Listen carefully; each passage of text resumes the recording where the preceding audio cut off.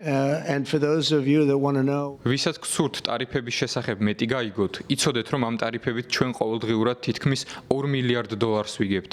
2 მილიარდი დოლარი თავს მშვენივრად გრძნობთ. very well.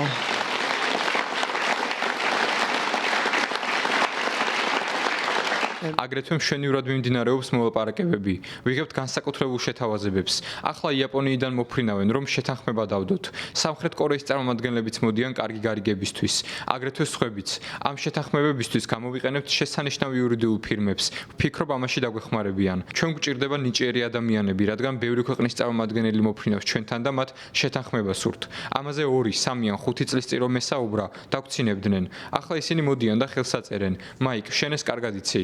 დღეში 2 მილიარდი, ეს ბევრი ფულია. ქვანახშირის ბიზნესშიც ეს დიდი ფულია არა, ეს ბევრი ფულია. ამერიკა ძალიან მალე კვლავ მდიდარი გახდება. თქვენ უკვე ხედავთ, რომ ეს ხდება. ყველაფერს ხედავთ. იცით, რომ მთელი ეს სიტუაცია ფეთქებადი იყო, მაგრამ ეს რომ არ გავიკეთებინა, არ ვილაპარაკებდით ისე როგორც ახლა ვსაუბრობთ. საოცარია ის, რაც მოხდა.